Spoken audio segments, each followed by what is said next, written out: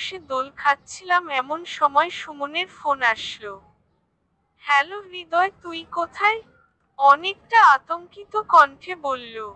কিরে, কি হইছে? এভাবে কথা বলছিস কেন?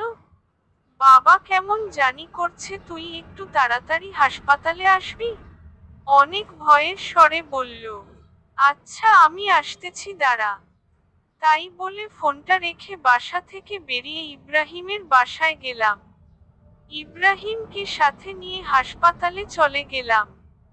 হাসপাতালে গিয়ে দেখি সুমন একটা বেঞ্চের উপর বসে আছে। আমি কি সুমনকে বললাম, কি হয়েছে সুমন? বাবার আবার হার্ট অ্যাটাক হয়েছে, কান্না করছে। কি বলিস? এখন আঙ্কেল কই? ডাক্তার অপারেশন করছে। আচ্ছা, তুই কোন চিন্তা করিস না, সবকিছু ঠিক হয়ে যাবে। তোরা তো জানিস আমি বাবার জন্য কত কিছু করছি। বাবার এমন হলে আমি আর মা থাকবো কিভাবে? আরে কিছু হবে না আঙ্কেলের। আমি সুমনকে সান্ত্বনা দিতে লাগলাম। সান্ত্বনা দিতে দিতে দেখি ডাক্তার অপারেশন শেষে বাহিরে আসলো। আমরা ডাক্তারের কাছে গিয়ে বললাম, কি অবস্থা ডাক্তার? সুমন, অবস্থা খুব একটা ভালো না। রোগী চাইছে না বাঁচতে, আমরা কি করব বলেন? ডাক্তার, মানে কি বলছেন আপনি? আমি উনি হার্টের পেশেন্ট, কিন্তু সেদিকে তিনি কোনো চিন্তাই করেন না। সারাক্ষণ নিজের প্রতি অবহেলা করে। এখন আমরা কি করব? ডাক্তার, আচ্ছা ডাক্তার, এখন কোন উপায় নেই কি? আমি, হ্যাঁ আছে। অনেকে মেন্টালি সাপোর্ট দিতে হবে। ডাক্তার, আচ্ছা ঠিক আছে ডাক্তার, আমরা যথেষ্ট চেষ্টা করব। আমি, ঠিক আছে ডাক্তার। তারপর ডাক্তার চলে যায়, আমরা সুমনের বাবার কাছে যাই। সুমনের বাবার কাছে গিয়ে বলি, আঙ্কেল এখন কি অবস্থা? আমি, এই তো বাবা জীবন্ত লাশ হয়ে শুয়ে আছি। এমন কথা বলছেন কেন? ইব্রাহিম, কি বলবো বাবা, আর কতদিন এভাবে থাকবো? অনেক দিন তো হয়ে গেল। হ্যাঁ, অনেক দিন হয়ে গেল। আপনি জানেন আপনি অসুস্থ হওয়ার পর থেকে সুমন আর আন্টি কত কষ্ট করছে।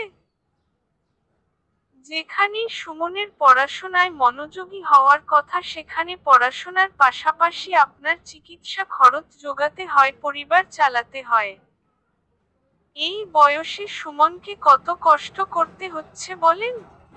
আর আপনি যদি নিজেকে এভাবে গুটিয়ে নেন তাহলে কিভাবে হবে? আপনার ছেলের দিকেও তো দেখতে হবে নাকি? আপনার ছেলের দুঃখটা কি একটু বোঝার চেষ্টা করবেন না? একটু সুস্থ হয়ে ওঠেন, সবাইকে ভালো রাখতে হবে তো। আমি, ঠিক বলছো বাবা। আমি একটা অপদার্থ বাবা। যেখানে আমি বাবাকে সব দায়িত্ব পালন করতে হবে, সেখানে আমার ছেলে আমার দায়িত্ব পালন করছে। তাহলে বুঝেন, এখন আপনাকে যত তাড়াতাড়ি সম্ভব সুস্থ হয়ে উঠতে হবে। আর কোন চিন্তা করবেন না।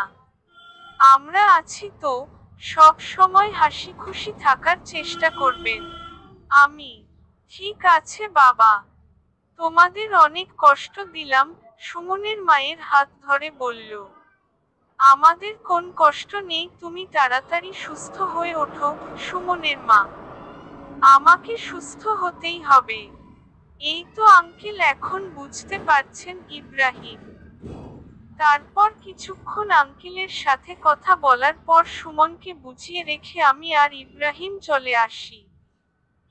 বাসায় এসে ঘুমিয়ে পড়ি।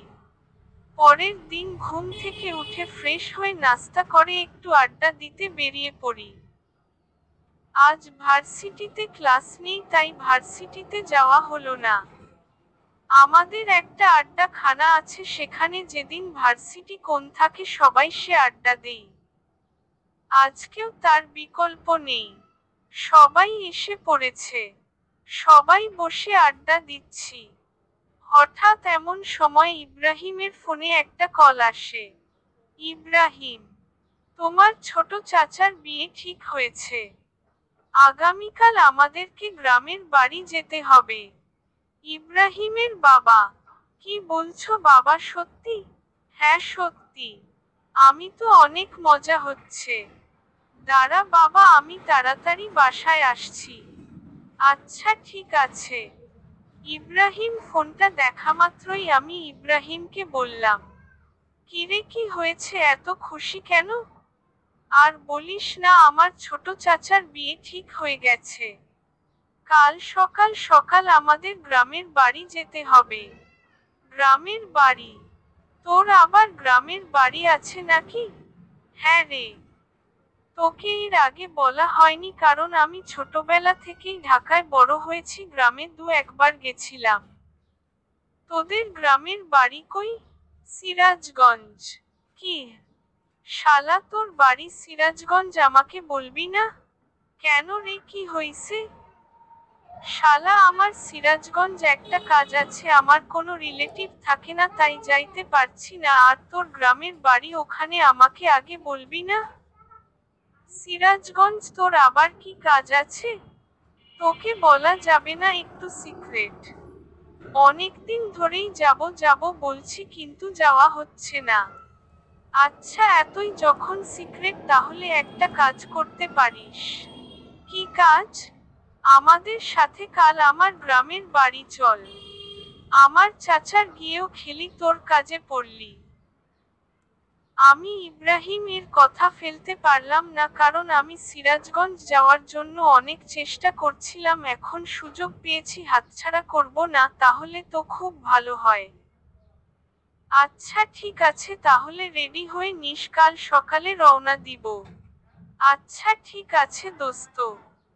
আজকে আমি অনেক খুশি কারণ জান্নাতের সাথে দেখা করার জন্য সিরাজগঞ্জ যাচ্ছি।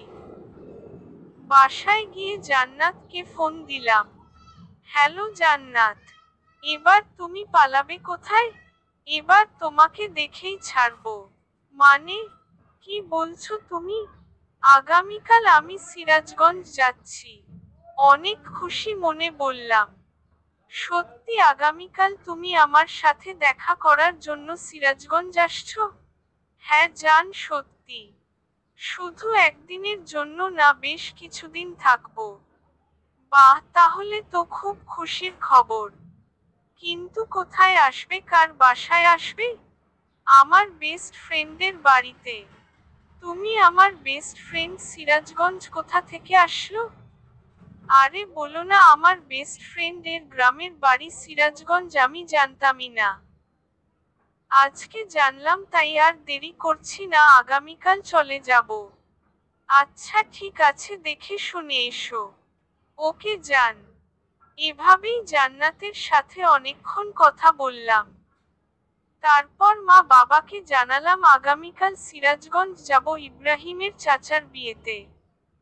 মা বাবা রাজি হয়ে যায় কারণ তারা জানে ইব্রাহিম আমার বেস্ট ফ্রেন্ড।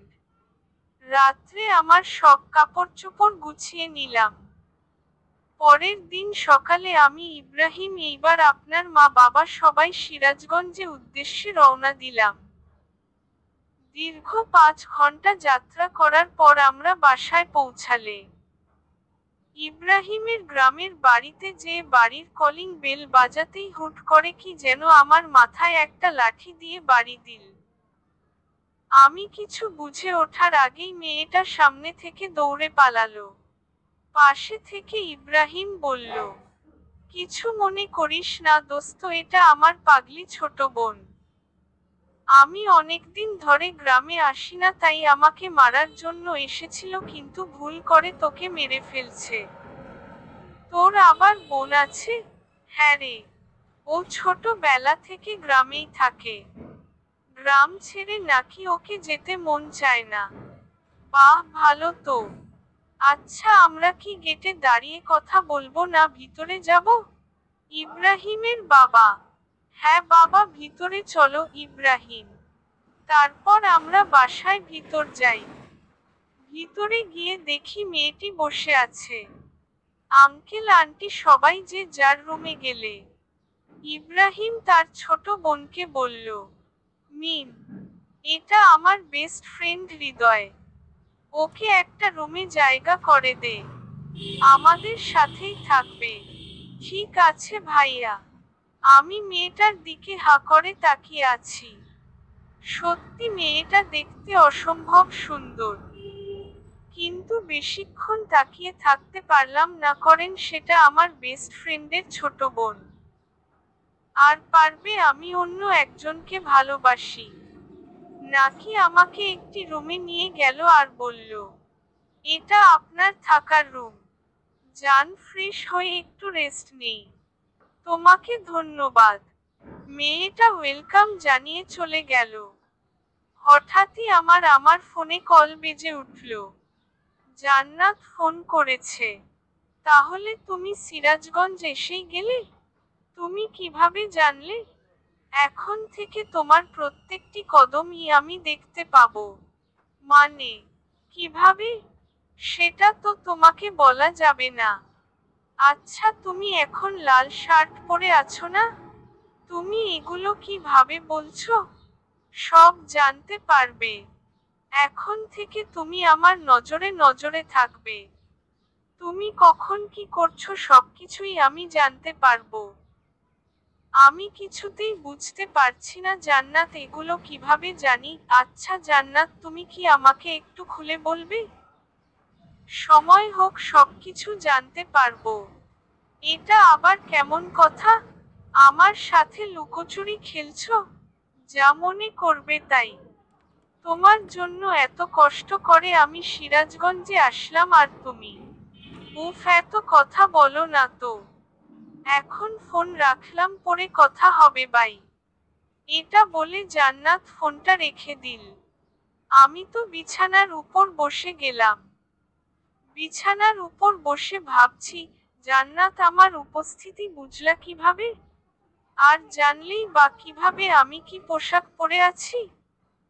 না, ঘটনাটা কেমন জানি এলোমেলো লাগছে। এগুলা ভাবতে ভাবতে গিয়ে ফ্রেশ হয়ে নিলাম।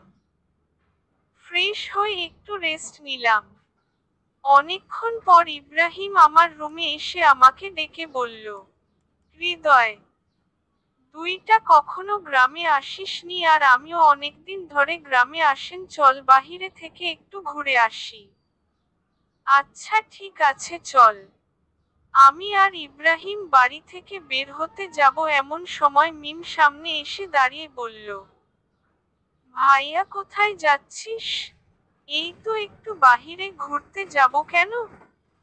তুই তো অনেকদিন যাবৎ গ্রামে আসিস না, গ্রামের রাস্তাঘাট কি তোর মনে আছে? না তো। আমাকে কথা একদমই মনে ছিল না। আচ্ছা, যাওয়ার সময় সুজনকে সাথে নিয়ে যাস। আচ্ছা ঠিক আছে। সুজন ইব্রাহিমের বড় চাচার ছেলে, কিন্তু বয়সে আমাদের ছোট। সুজনকে নিয়ে গ্রামে ঘুরছি। সত্যি গ্রামের দৃশ্য অনেক সুন্দর। আশেপাশে ক্ষেত খামার আর তার মাঝখান দিয়ে রাস্তা। খুব মজা হচ্ছিল। চারপাশে পাখির কিচিরমিচির শব্দ। সত্যি শহরের সাথে গ্রামের কখনো তুলনা হয় না। ঘুরতে ঘুরতে হঠাৎ জান্নাতের একটা এসএমএস আমার ফোনে আসলো।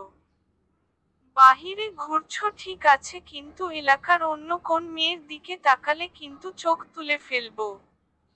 ও আল্লাহ! জান্নাত আমার প্রতিটা খবর কি হবে জানছে? জান্নাত এখন কোথায় আছে আমি তো কিছুই বুঝতে পারছি না। আর আমার খবরগুলো কিভাবে পাচ্ছে আমার তো মাথায় আসছে না। আচ্ছা, তুমি কোথায় আছো বলো তো? ঠিক সময় আসুক সবকিছু জানতে পারবে। তোমার জন্য এত কষ্ট করে আমি আসলাম আর আমার সাথে দেখাই করছো না। কিচ্ছু করার নাই, অপেক্ষা করো। সবরে মেওয়া ফলে হি হি হি। কি আর করার, কোন উপায় নেই জান্নাতকে দেখার। গ্রামটা ঘুরে দেখা শেষে বাসায় ফিরি।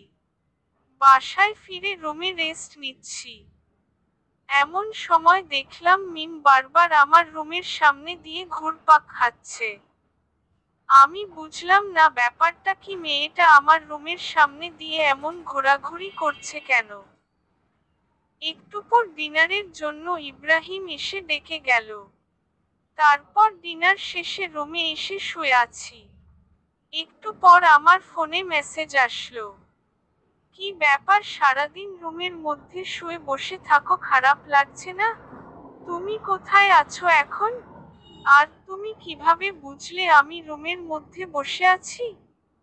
তোমাকে বলছি না তোমার প্রত্যেকটা কদম এখন থেকে আমি দেখতে পাবো? তাহলে আমার সামনে আসছো না কেন? সঠিক সময় আসুক, ঠিকই সামনে যাব। আচ্ছা, তোমাকে যেটা বলার জন্য মেসেজ দিছি, চলো কাল দেখা করি। সত্যি কাল দেখা করবা? হ্যাঁ, দেখা করব। কাল স্কুলের মাঠে চলে এসো, দেখা হবে। কিন্তু আমি তো স্কুলের মাঠটা চিনি না, কিভাবে যাব? তুমি বাসা থেকে বেরিয়ে ডানদিকে একটা রাস্তা আছে, রাস্তা দিয়ে সোজা চলে আসবে, তারপর সামনে একটা মোড় দেখতে পাবে, সেখান থেকে উত্তর দিকে একটু সামনে গেলেই স্কুলের মাঠ পড়বে, আর সেখানে আমরা দেখা করব। আচ্ছা ঠিক আছে, যান। সত্যি আজ আমি অনেক খুশি, কাল জান্নাতের সাথে দেখা হবে, এটা ভাবতেই আমি খুশিতে আত্মহারা হয়ে যাচ্ছি। কাল প্রথম জান্নাতের সাথে আমার দেখা হবে। আমি খুবই এক্সাইটেড হয়ে আছি। জান্নাতের কথা ভাবতে ভাবতে কখন ঘুমিয়ে পড়ি বুঝতে পারছি না। পরের দিন সকালে ঘুম থেকে উঠে নাস্তা করে স্কুলের মাঠে চলে যায়। কিন্তু কোথাও জান্নাতকে দেখতে পারছি না। হঠাৎ সামনে থেকে 4-5টা মেয়ে আসলো। কি ব্যাপার, এখানে দাঁড়িয়ে কি করেন? দেখলাম মেয়েগুলোর মধ্যে মিম মেয়েটির আছে। কি বলবো বুঝতে পারছিলাম না। কি হলো, কিছু বলেন না কেন? কি বলবো? একজনের সাথে দেখা করার জন্য আসছে, কিন্তু তাকে খুঁজে পাচ্ছি না। কার সাথে দেখা করতে আসছেন ভাইয়া? মিম বলল, জান্নাতের সাথে দেখা করতে আসছি। ও, তাহলে আপনি সেই হৃদয়? হ্যাঁ, কিন্তু আপনারা কারা? আমরা জান্নাতের ফ্রেন্ড। ও আচ্ছা, কিন্তু আপনাদের ফ্রেন্ড কোথায়? জান্নাত তো আসেনি। কেন? জান্নাতের তো আজকে আমার সাথে দেখা করার কথা ছিল। সরি, আজ জান্নাত আপনার সাথে দেখা করবে না। আপনি কি ভেবেছেন জান্নাতের দেখা পাওয়া খুব সহজ? সহজ হবে না কেন, আমি তো তাকে ভালোবাসি। ভালোবাসেন, তাতে কি দেখা হচ্ছে না? আচ্ছা শুনেন, এখানে যখন এসেই পড়েছেন, তাহলে আজকে আপনি আমাদের খাওয়াবেন। আমি আপনাদের কেন খাওয়াবো?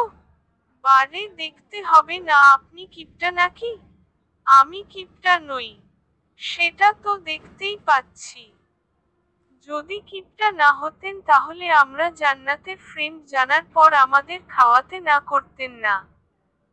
আমি কিভাবে বুঝবো সত্যি আপনার জান্নাতের ফ্রেন্ড? আপনি কি আমাদের চিটার ভাবছেন? হইতেও পারেনি, কিভাবে বলবো? আচ্ছা ঠিক আছে, আমরা চিটার। জান্নাতের সাথে দেখা হওয়ার কথা ভুলে যান। কেন জান্নাতের সাথে দেখা হওয়ার কথা ভুলে যাব কেন? জান্নাতের আপনার সাথে দেখা করবে না। আপনি আমাদের চিটার বললেন। আচ্ছা, আমার ভুল হয়েছে, সরি, প্লিজ জান্নাতের সাথে দেখা হওয়ার ব্যবস্থা করে দিন। আপনি তো আমাদের খাওয়াতেই চাইলেন না, তাহলে দেখা করানোর কথা ভাববো কিভাবে? হঠাৎ এমন সময় ফোনে মেসেজ আসলো। ও চুপচাপ আমার ফ্রেন্ডরা যা বলে তাই শোনো। ওরা যা খেতে চাই তাই খাওয়াবেন, না হলে কিন্তু তোমার সাথে দেখা করব না। কিন্তু তুমি কোথায় আছো? আর আজ তো আমার সাথে দেখা করার কথা ছিল। দেখা করার কথা ভুলে যাও। যদি আমার ফ্রেন্ডরা খুশি হয় তোমার প্রতি, তাহলে আমি দেখা করব। কি আর বলবো, বলির পাঠা। জান্নাতের সব ফ্রেন্ডকে বললাম, চলেন আপনাদের খাওয়াতে নিয়ে যায়। কিন্তু আমরা তো চিটার, তাহলে আমাদের খাওয়াবেন কেন? প্লিজ বোন, মাফ চাই। প্লিজ চলেন। তারপর সবাইকে নিয়ে রেস্টুরেন্টে যাই এবং সবাইকে ইচ্ছামতো খাওয়াই। একবারে বিল এসেছে 1850 টাকা। পকেট অর্ধেক ফাঁকা করে ফেলল শুধু একবারেই। আল্লাহই জানে আমার পকেট থেকে আর কত খসবে। হোটেলের বিল দেব শেষে জান্নাতের ফ্রেন্ডদের বললাম, এখন তো জান্নাতের সাথে দেখা করার ব্যবস্থা করে দেবেন প্লিজ। আচ্ছা ভেবে দেখি, যদি মনে হয় আপনার সাথে জান্নাতের দেখা করানো যাবে তাহলে দেখা করাবো। এটা কেমন কথা? হ্যাঁ এইটাই কথা। আর হ্যাঁ, আমার ভাইয়া যেন আজকের ব্যাপারে কোন কিছু না জানে। মিম বলল, আচ্ছা ঠিক আছে। একে তো পকেট থেকে এতগুলো টাকা খসালো, আবার জান্নাতের সাথে দেখা করার ব্যবস্থাও করে দিল না। কেমনটা লাগে আপনারাই বলেন তো। দুঃখ ভরা মন নিয়ে বাসায় ফিরলাম। বাসায় ফিরে ফ্রেশ হয়ে ছাদে যাই। ছাদে গিয়ে বসে আছি। কিছু ভালো লাগছে না, বারে বারে জান্নাতের কথা মনে পড়ছে। জান্নাতের সাথে খুব দেখা করতে ইচ্ছে করছে কিন্তু পারছি না। এমন সময় মিম ছাদে চলে আসেন আর আমাকে বলে, কি ব্যাপার দুলাভাই, ছাদে একা একা কি করেন? তুমি আমার সব খবর জান্নাতকে বলতাই না? সেটা জেনে আপনি কি করবেন? জানে তুমি জান্নাতকে আমার সকল খবর বল। তুমি ছাড়া তুমি বাসায় আর কেউ নেই। হ্যাঁ আমি বলি তো, কি হইছে? মিম প্লিজ জান্নাতের সাথে একবার দেখা করার ব্যবস্থা করে দাও না। সরি আমি পারবো না। এটা বলে মিম আমাকে ভেঙচি কেটে নিচে চলে যায়। কি বলবো, কারো ভাবসাব কিছু বুঝি না। সবাই আমার সাথে প্রতারণা শুরু করে দিয়েছে। কার জন্য এই সিরাজগঞ্জে আসলাম তার সাথে আমার দেখা হচ্ছে না। বিয়ের এখনো 3 দিন বাকি। আর তাই সবাই প্ল্যান করে যমুনা নদীতে ঘুরতে যাবে। ইব্রাহিমদের বাড়ি থেকে যমুনা নদী বেশি দূর না, তাই প্ল্যান অনুযায়ী পরের দিন সকালে যমুনা নদীতে ঘোরার জন্য বেরিয়ে পড়ি। যমুনা নদীর বাড়ি গিয়ে সবাই অনেক আনন্দ করছি। নদীতে প্রচুর স্রোত বইছে। নদীর আড়ে কিছুক্ষণ আড্ডা দেওয়ার পর সবাই মিলে প্ল্যান করি নৌকা চলে নদীর ভিতর করব। কথামতো একটা নৌকায় উঠে পড়ি। আজ জীবনে প্রথম নৌকায় উঠছি, খুব ভয় করছে যদি নৌকা থেকে পড়ে যায় বা নৌকাটা ডুবে যায়। কিন্তু সবাই নৌকায় অনেক মজা নিচ্ছে। সবাই নৌকার উপর নাচানাচি করছে। আমি সাঁতার জানি না, তাই আমার ভয়টা অনেক বেশি ছিল। ইব্রাহিমও সাঁতার জানতো না, কারণ ও ছোট থেকেই ঢাকায় বড় হয়েছে। ইব্রাহিম আর আমি খুব ভয় পাচ্ছিলাম। সবাই নাচানাচি করছে, খুব মজা করছে তারা। তাদের দেখে খুব হিংসা হচ্ছিল।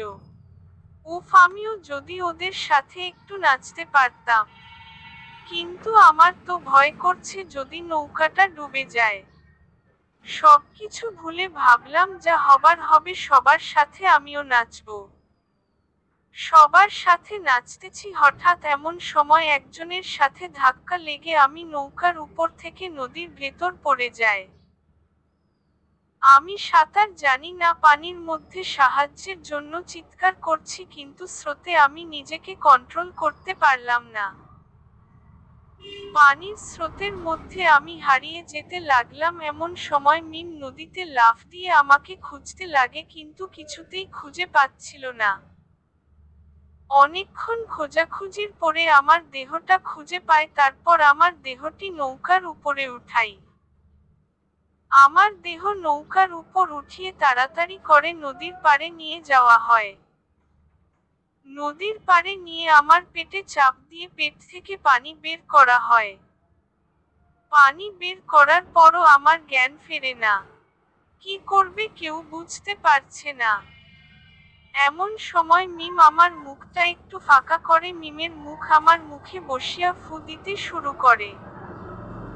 সবাই চেয়ে চেয়ে মিমের কাণ্ড দেখে হা করে তাকিয়ে আছে।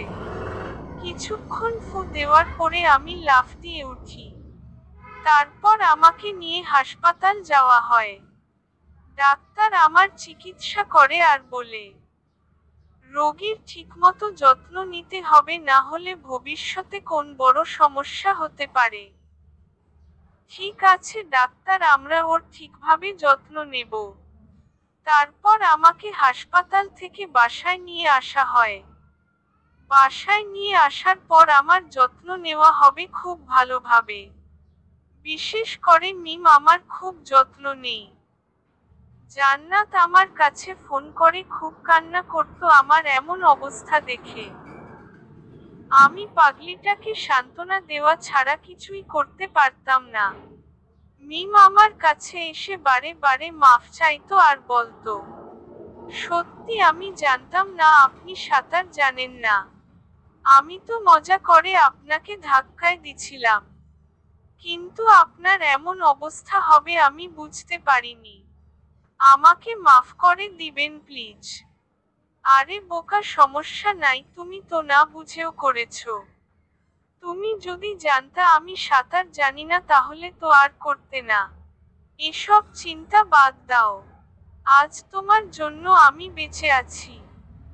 তুমি আমায় আবার দ্বিতীয়বারের মতো জীবন দান করুন। তোমার কাছে আমি ঋণী। আমার জন্য এত কিছু হলো আর আপনি। সত্যি আপনি অনেক বড় মনের একজন মানুষ। আর তোমার জন্যই তো আমি নতুন জীবন পেয়েছি। তোমাকে ভুল বুঝবো কিসের জন্য? এখন থেকে আমি আপনার বেশি করে যত্ন নেব। থাক বোন, এত বেশি যত্ন নিতে হবে না। তোমার ফ্রেন্ড জানতে পারলে আবার আমার উপর রাগ করবে। জান্নাত আপনাকে কিছু বলবে না। কেন কিছু বলবে না কেন? কারণ আমি সবার মতো না। জান্নাত আমাকে খুব ভালোভাবেই চেনে। তোমাদের ফ্রেন্ডশিপ তোমরাই ভালো বোঝো। কিন্তু আমার উপর রাগ করলে কিন্তু আমি দায়ী নই। তোমাকে রাগ ভাঙিয়ে দিতে হবে। আচ্ছা ঠিক আছে, আমি রাগ ভাঙিয়ে দেব। এখন হ্যাপি? হুম। আচ্ছা এখন একটু রেস্ট নেন, আপনার সাথে পরে কথা বলি। এরপর থেকে মেয়েটি আমার খুব যত্ন নেওয়া শুরু করে। আজ ইব্রাহিমের চাচার গায়ে হলুদ। আমিও প্রায় সুস্থ হয়ে গেছি শুধুমাত্র মিমের যত্ন নেওয়ার জন্য। গায়ে হলুদের অর্ধেক দায়িত্ব আমার ও ইব্রাহিমের উপর। আমাকে আর ইব্রাহিমকে বিয়ের দায়িত্ব পালন করতে হচ্ছে। গায়ে হলুদের প্যান্ডেল সাজানো, বাড়িতে সুন্দরভাবে ডেকোরেশন করা, লোকজনের খাওয়া দাওয়ার ব্যবস্থা করা, সবকিছুই ছিল আমার ও ইব্রাহিমের উপর দায়িত্ব। গায়ে হলুদের জন্য প্যান্ডেল সাজাচ্ছি আর বাড়িতে ডেকোরেশন দিয়ে সাজাচ্ছি। বিকেল বেলা গায়ে হলুদের অনুষ্ঠানে মেয়ে পক্ষরা চলে আসে। হলুদ মাখাতে অনেক মেয়ে আছে, তার মধ্যে একটি মেয়ে দেখতে অনেক সুন্দর ছিল। আমাকে দেখে বারবার আশেপাশে ঘুরতে লাগে। এমনটা দেখে মিম খুব ক্ষিপ্ত হতো। আমি কিছুতেই বুঝতাম না মিম আমার উপর ক্ষিপ্ত কেন। মিম আমাকে বারে বারে বলতো, আজ গায়ে হলুদ অনেক মেয়ে আসছে, যদি কোন মেয়ের সাথে উল্টাপাল্টা কিছু করতে চান তাহলে কিন্তু আপনার খবর আছে। তোমার ফ্রেন্ড তো আমার সামনে আসে না, তাহলে আমি যদি অন্য কারো সাথে কিছু করি অসুবিধা কি? কি বললেন? আপনার সাহস তো কম না। অন্য কোন মেয়ের দিকে চোখ তুলে তাকালে আপনার চোখ দুটো উঠে মার্বেল খেলবো। আচ্ছা আমি যদি অন্য কোন মেয়ের দিকে তাকাই তাহলে তোমার কি? ইয়ে এ এ একদম বেশি বেশি করার চেষ্টা করবেন না, আমি কিন্তু জান্নাতকে সবকিছু বলে দেব। শুধু একবার বলে দেখো, তোমার অবস্থা খারাপ করে দেব। কি করবেন শুনি? আমি কি করব আমি নিজেও জানি না। প্লিজ বোন, জান্নাতকে কিছু বলো না। আমি তো জান্নাতকে বলে দেব, দেখি আপনি কি করেন। প্লিজ বল, আমি তোমার কাছে হাত জোড় করছি, প্লিজ জান্নাতকে কিছু বলবে না। আচ্ছা ঠিক আছে। দেখতে দেখতে গায়ে হলুদ শেষ হলো। রাত্রে জানাতের সাথে ফোনে কথা বলছি। তুমি গায়ে হলুদের সময় মেয়েদের দিকে তাকিয়েছিলে কেন? কোন মেয়ের দিকে তাকাইলাম আর তোমাকে কে বলল এটা? যে বলার সে বলছে, তুমি বলো অন্য মেয়েদের দিকে কেন তাকাইছো? সত্যি আমি তাকাইনি। ওই মেয়েটা আমার দিকে তাকিয়েছিল। না, তুমি ওই মেয়ের দিকে তাকিয়েছিলে আমি জানি। সব ছেলে একরকম। ওই জান্নাত, সত্যি আমি অন্য কোন মেয়ের দিকে তাকাইনি। আমি শুধু তোমাকেই ভালোবাসি। তোমাকে ছাড়া অন্য কোন মেয়ের কথা ভাবতেও পারি না। তুমি সব মিথ্যা কথা বলছো। আমি জানি সবকিছু, আর তাই আজকের পর থেকে তুমি আর আমার সাথে কোন কথা বলবে না। কথা বলতে বলতে ভালো লাগছিল না, তাই ছাদে যাওয়ার জন্য রুম থেকে বেরিয়ে হাঁটতে থাকি। সিঁড়ির সামনে মিমের রুম। ফোন কথা বলতে বলতে চলে যাচ্ছি, এমন সময় খেয়াল করলাম আমার ফোনে যে ভয়েসটা আসছে তা মিমের রুম থেকেও আসছে। আমি বুঝতে পারছিলাম না। তারপর সবকিছু ভালোভাবে দেখে বুঝলাম যে মিমি আমার সেই জান্নাত। আমার কথা বুঝতে পারছো? আজকের পর তুমি আমাকে একদম ফোন দিবা না। আজ থেকে তোমার সাথে আমার ব্রেকআপ। আচ্ছা ঠিক আছে, আমার সাথে কথা বলতে হবে না। আমিও তোমার সাথে কথা বলবো না। যাও, তুমি তোমার মতো থাকো। এটা বলে ফোনটা রেখে দেই। তারপর আমি আমার রুমে চলে যাই। একটু পর মেয়েরা আমার রুমে দৌড়ে আসে, আমাকে বলতে লাগলো, ওই আপনি আমার ফ্রেন্ডকে কি বলছেন? হ্যাঁ, জান্নাত কান্না করছে কেন? ওর সাথে কথা বলবো না তাই? এই আপনার ভালোবাসা? ছি, যার জন্যে আপনি ঢাকা থেকে সিরাজগঞ্জ আসলেন তার সাথে কথা বলা বন্ধ করছেন? আপনার কখনো ভালো হবে না। মিম এইসব কথা বলে যাচ্ছিল, এমন সময় আমি মিমকে জড়িয়ে ধরি। এই কি করছেন আপনি? আপনি আমাকে জড়িয়ে ধরেছেন কেন? তাই তো, আমি তোমাকে জড়িয়ে ধরেছি কেন? আচ্ছা 1 মিনিট দাঁড়াও, আমি জান্নাতকে ফোন করে একটু বলে নেই যে আমি তোমাকে কেন জড়িয়ে ধরেছি। এ এ এটা জান্নাতকে বলার কি আছে? তুমি এমন তোতলাচ্ছে কেন? কই তোতলাচ্ছি? তোতলাচ্ছিস না তো। এমনই। আচ্ছা তাহলে আমি জান্নাতকে একটা ফোন দিই? জান্নাতকে কেন ফোন দিবেন? কারণ তুমি আমার জান্নাত তাই। আমি আপনার জান্নাত হতে যাব কেন? ও আচ্ছা তাই না? হ্যাঁ তাই তো। আমি তো মিম, আপনার ফ্রেন্ডের ছোট বোন। আচ্ছা এখনই প্রমাণ হয়ে যাবে, 1 মিনিট আমি জান্নাতে একটা ফোন দেই। এটা বলে জান্নাতের নাম্বারে ফোন দিলাম আর মিমের ফোনটা বেজে উঠল। আপনার মোবাইল বাজছে কেন? মোবাইলটা একটু দেখি। কে ফোন করেছে আপনাকে দেখি? না, মা, মানে কেউ ফোন করেনি, আপনাকে দেখতে হবে না। আমি তো দেখেই ছাড়বো। মোবাইলটা দাও বলছি। না, আমি কিছুতেই মোবাইল দেব না। এটা আমার পার্সোনাল ফোন, আপনাকে কেন দিব? আমি কিছু জানি না, আমি নেব। মিমের সাথে জোরাজুরি করতে করতে আমি বিছানা উপর পড়ে যাই আর মিম আমার বুকের উপর পড়ে যায়। দুজন দুজনের খুব কাছে চলে এসেছি। দুজনে দুজনার নিঃশ্বাস অনুভব করতে পারছি। আমার কাছে কেন তুমি পরিচয় গোপন করবে? তোমাকে পরীক্ষা করতে চেয়েছিলাম। তো তোমার পরীক্ষা কি শেষ হয়নি? হইছে। তাহলে এখন স্বীকার করলে তো তুমি আমার জান্নাত। এখন আর না স্বীকার করে উপায় আছে? তাহলে এখন ছোট্ট করে একটা মিষ্টি দাও। কেন মিষ্টি দেব কেন? বারে আমার সাথে এতদিন অভিনয় করলে, আমাকে এত কষ্ট দিলেন, তার বিনিময়ে এখন আমাকে মিষ্টি দেবে না? না দেব না। এটা বলে মেয়ে আমার বুকের উপর থেকে উঠে যেতে চাইলো, আমি ওর হাত ধরে টান দিয়ে আবার মা বুকের মধ্যে টেনে নিলাম। আর তারপর মেয়েদের ঠোঁটে আমার ঠোঁট লাগিয়ে ভালোবাসার প্রথম ছোঁয়া একে দিলাম। এভাবে 3 মিনিট থাকার পর মিম আমাকে ছাড়িয়ে দৌড়ে তার রুমে পালিয়ে যায়। পাগলিটা আজ অনেক শরম পাইছে। বাবারই কথা ভাবতেও পারেনি আজকে আমি ওর সাথে এমনটা করব। পাগলিটা রুমে গিয়ে ঘাপটি মেরে শুয়ে আছে। আমি মিমের রুমে গিয়ে মিমের কাঁধে হাত রাখলাম। আমার হাত রাখা দেখে মিম বিছানা থেকে উঠে দাঁড়িয়ে পড়ল। আমি মিমের গালে হাত রেখে বললাম, লজ্জা পাইছো? হুম। তুমি ভাবতেও পারেনি কিভাবে ধরা পড়ে যাবে, তাই না? হুম। আচ্ছা, তুমি কিভাবে বুঝলে যে আমি জান্নাত? ওইটা গোপন সিক্রেট, বলা যাবে না। এই বলো বলছি। না, বলবো না।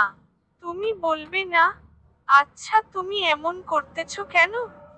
আমি যেভাবেই হোক জানতে পারছি, তোমাকে সেটা জানতে হবে কেন? না, আমি শুনবো, তুমি বলো। আচ্ছা, বলতেছি। যখন তোমার সাথে কথা বলছিলাম তখন কথা বলতে বলতে ছাদে যাওয়ার জন্য রুম থেকে বেরিয়েছিলাম। আর তখন দেখলাম তোমার রুম থেকে সাউন্ড আসতেছে। তখনই বুঝতে পেরে গেছি। ওহ, তুমি তো ভালো না। তোমার আড়ি পাতার অভ্যাস আছে। তোমাকে ধরার জন্যই তো আমাকে আড়ি পাতে হয়েছে। কতদিন হলো এসেছি, তুমি দেখাই দিলে না। যাও, তোমার সাথে কোন কথা নেই। তাই বলে মুখ ঘুরিয়ে দাঁড়িয়ে আছে। আমি জানি কে ঘুরিয়ে আমার সামনে নিয়ে এসে বললেন, এই পাগলি, আজ প্রথম তোমার সাথে আমার সামনাসামনি পরিচয় হলো আর তুমি এভাবে মন খারাপ করে দাঁড়িয়ে থাকবে? হুম, থাকবই তো, তোমার কি? এটা শোনার পর আমি জান্নাতকে আমার বুকের মধ্যে টেনে নিলাম। ওর এবার বল, আর রেগে থাকবে? এভাবে ভয়াভয় ধরছে কেন? আমাকে জড়িয়ে ধরার সাহস কি নেই নাকি? হুম, আছেই তো, দেখবে। দেখাও দেখি। তাই বলে জান্নাতকে খুব জোরে জড়িয়ে ধরি। দুজনে অন্য এক জগতে হারিয়ে গেছি। অনেকক্ষণ জড়িয়ে ধরে থাকার পর মিম আমাকে ছাড়িয়ে বলল, ওই যান, এখন যাও, আবার কেউ দেখে ফেলবে। আচ্ছা, যান। তারপর মিমের রুম থেকে বেরিয়ে আমি আমার রুমে চলে আসি। রাতে ঘুম ধরছিল না, তাই মিমকে ফোন করে ছাদে আসতে বলি। আমিও ছাদে চলে যাই। আমি ছাদে দাঁড়িয়ে আছি, একটু পর মিম ছাদে আসলো। দুজনে ছাদে বসে গল্প করছি। গল্প করতে করতে অনেক রাত হয়ে গেছে, তারপর আমি মিমকে বললাম, আচ্ছা যান, এখন ঘুমাতে হবে, কালকে আবার বিয়ে, অনেক কাজ আছে। হুম, তাই তো।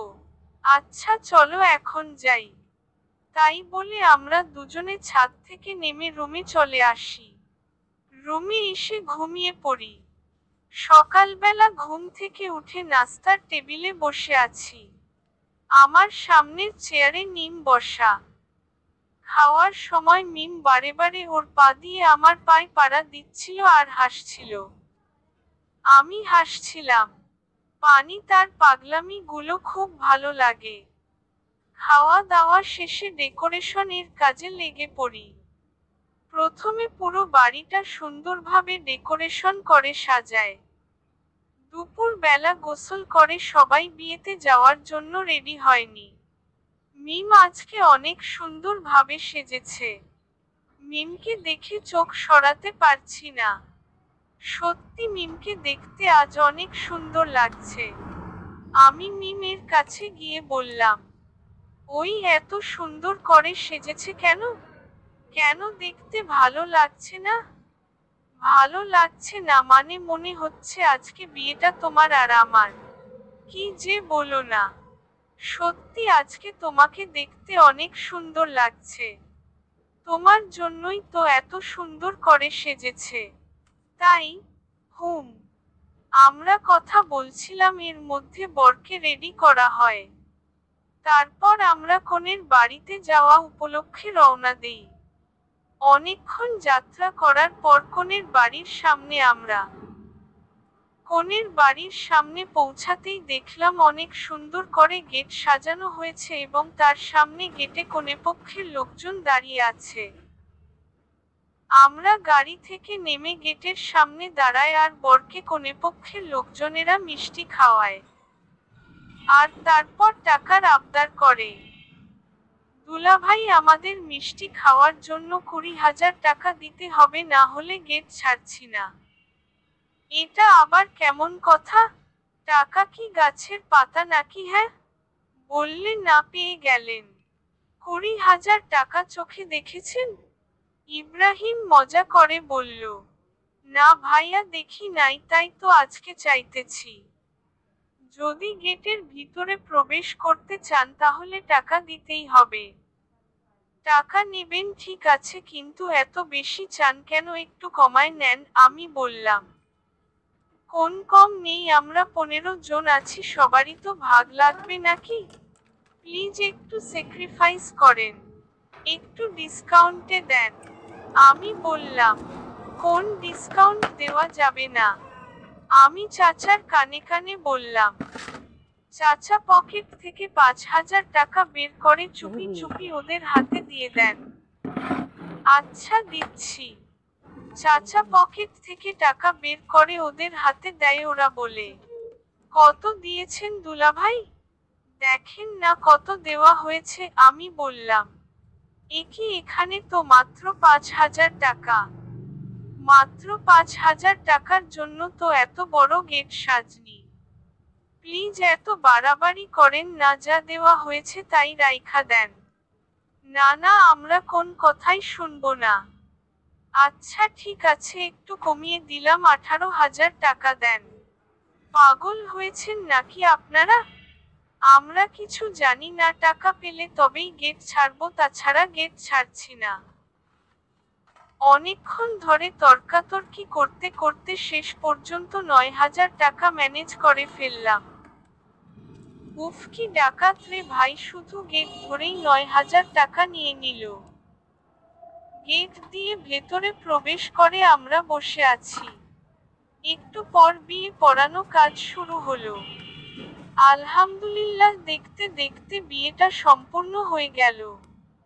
বিয়ে শেষে খাওয়া দাওয়ার পর্ব শুরু। কনেপক্ষ দেখছি খাওয়া দাওয়ার বিশাল আয়োজন করেছে। অনেক রকম আইটেম করা হয়েছে।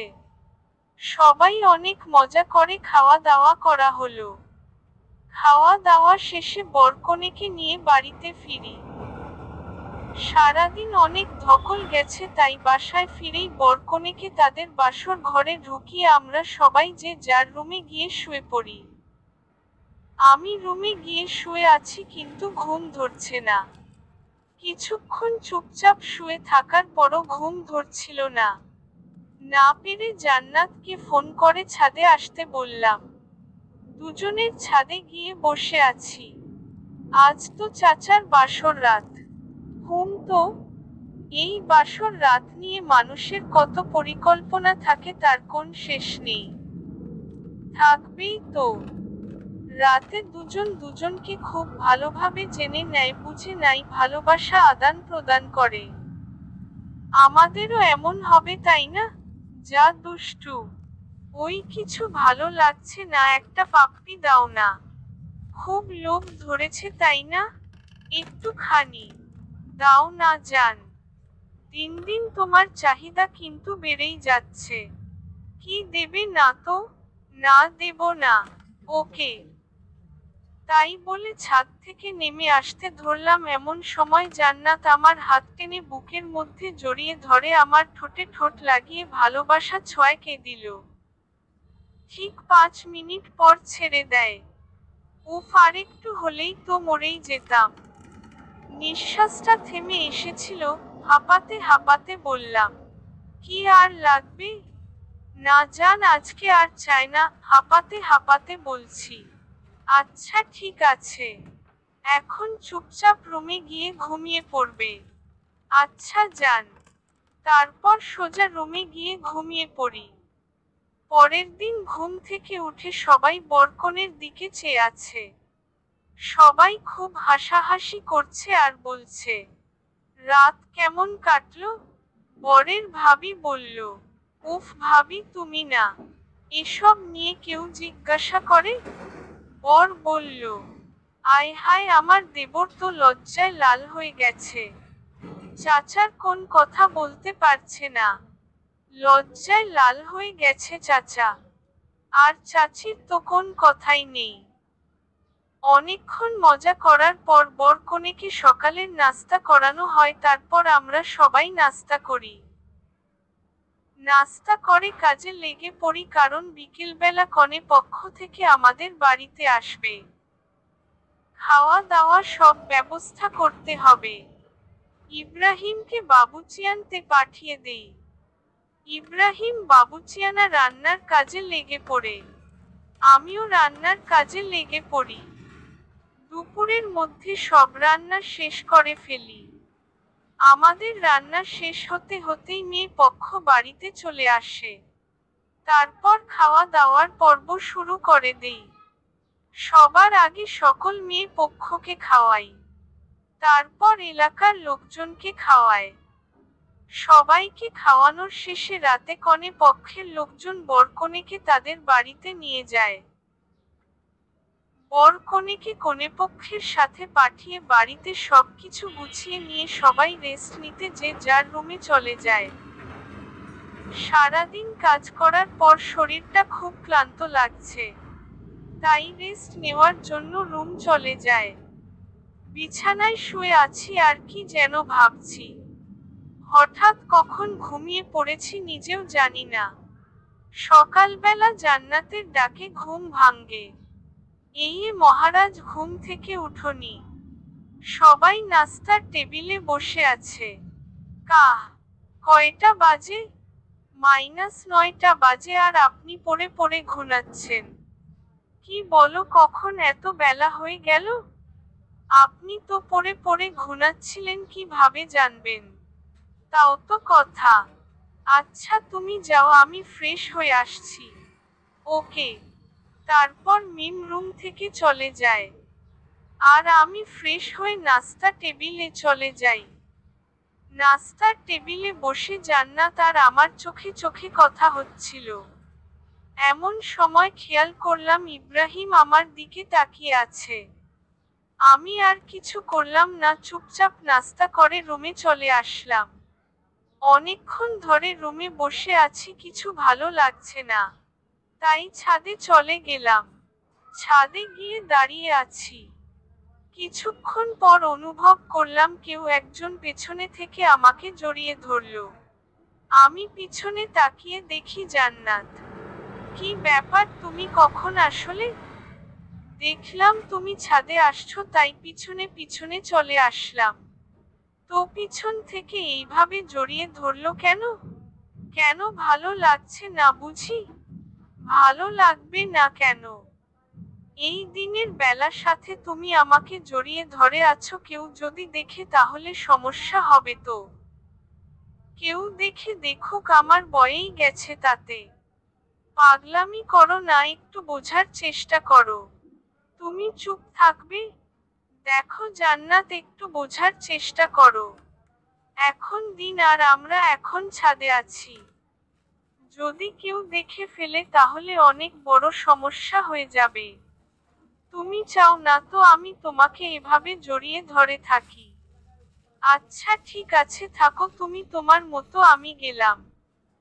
এটা বলে মিম যখন পেছনে ফিরে ছাদ থেকে নেমে যেতে চাইল, পিছনে ফিরে মিম চমকে গেল।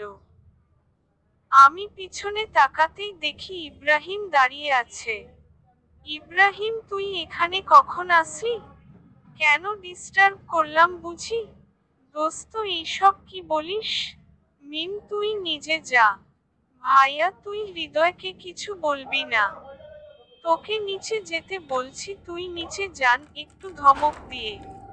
মিম ইব্রাহিমের ধমক খেয়ে নিজে চলে যায়।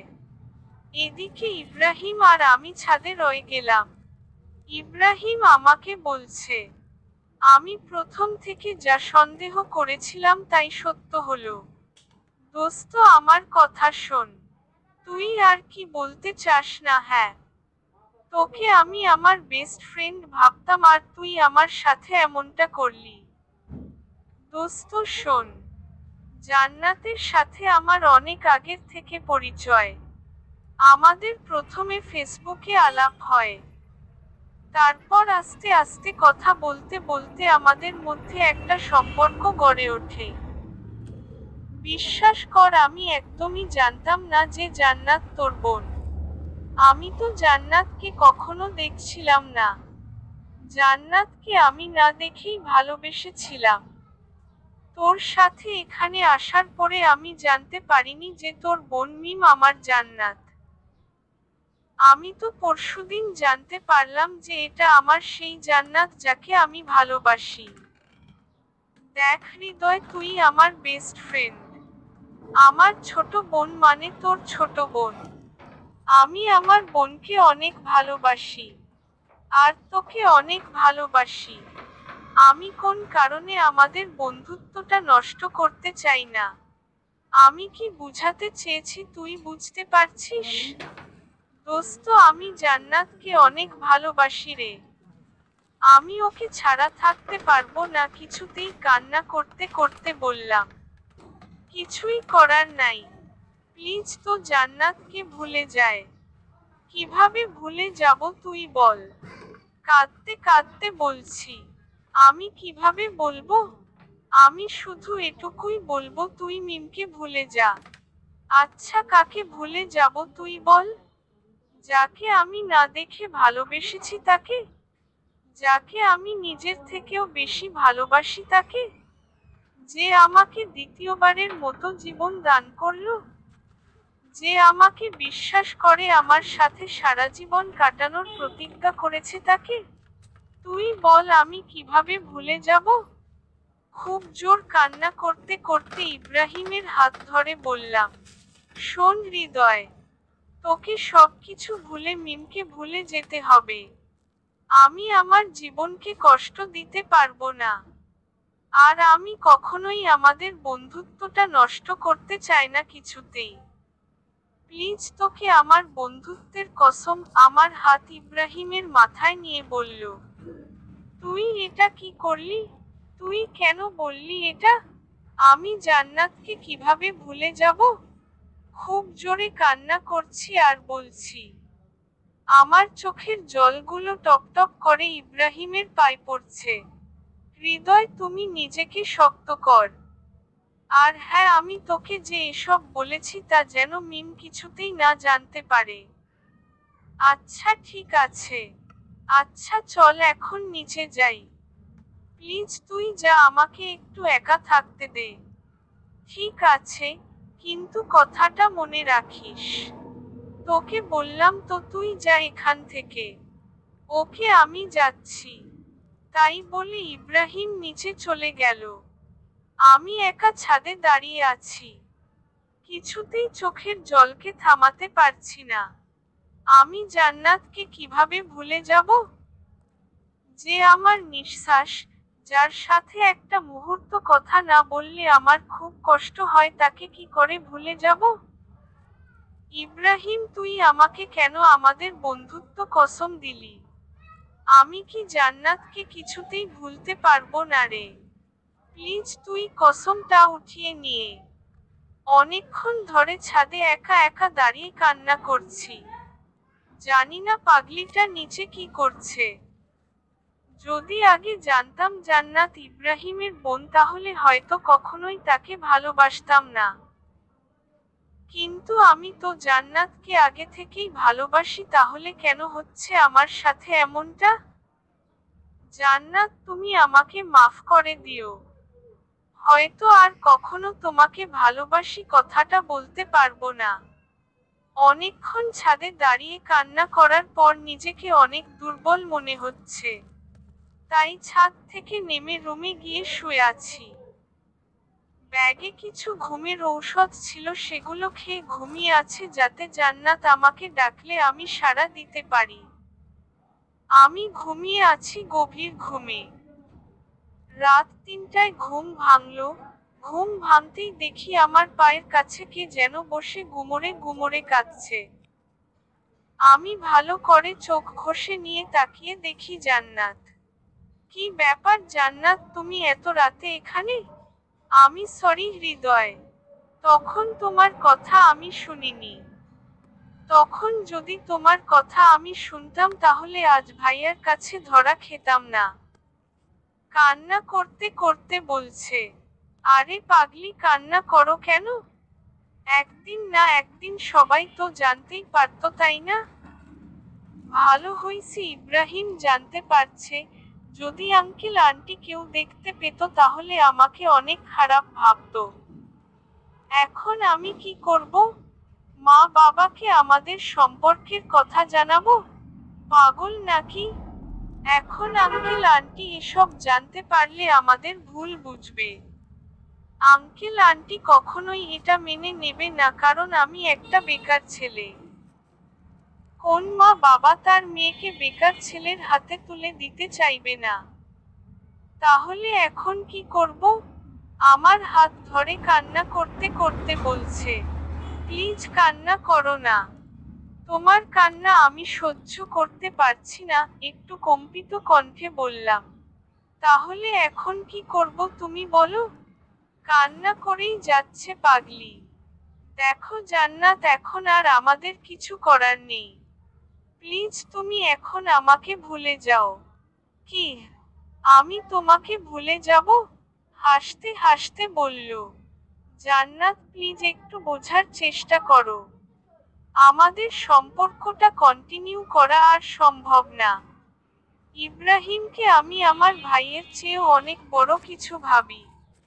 ইব্রাহিম কষ্ট পাবে এমন কোন কাজ আমি করতে পারবো না।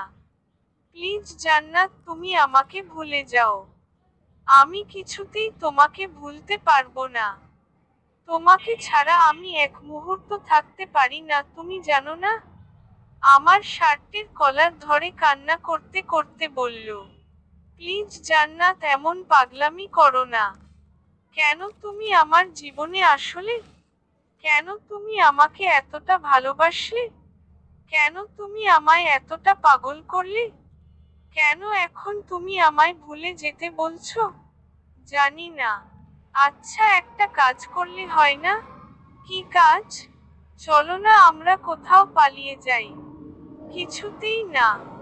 আমি আমার মা বাবাকে কষ্ট দিতে পারবো না।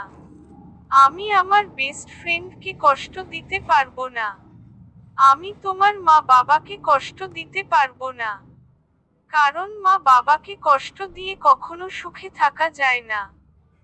আর তাই প্লিজ আর পাগলামি করো না। এতদিন যা হয়েছে ভেবে নাও সব কিছু ভুল ছিল।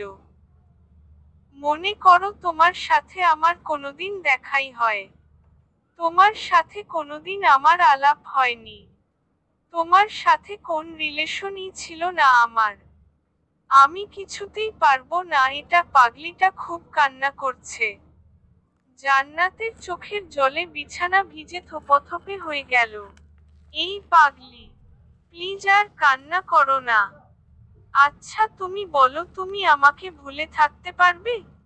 হ্যাঁ, পারবো না। মিথ্যা বললাম শুধু পাগলিটাকে ভোলানোর জন্য। সত্যি তুমি পারবে আমাকে ভুলে থাকতে? একটু আশ্চর্যপূর্ণ হয়ে, কেন পারবো না? তোমাকে ভুলে থাকা তো কোন ব্যাপারই না। বুকের ভেতর হাজার কষ্ট চাপা দিয়ে মুখে একটু হাসি নিয়ে জান্নাতকে বললাম, দেখো আমি যদি তোমাকে ভুলে থাকতে পারি তাহলে তুমি পারবে না কেন? তুমি তো একটা বেঈমান। তুমি আমাকে ভালোই বাসনি। যদি ভালোবাসতে তাহলে ভুলে যাওয়ার কথা বলতে না। অনেকটা রাগী কণ্ঠে বলল। এই তো সত্যটা ধরতে পারছো। আমি তো তোমাকে মন থেকে ভালবাসিনি। এতদিন তো শুধু অভিনয় করেছি। একটু হাসতে হাসতে বললাম, তোমার মতো বেঈমানকে ভালবাসাটা আমার জীবনে সবথেকে বড় ভুল।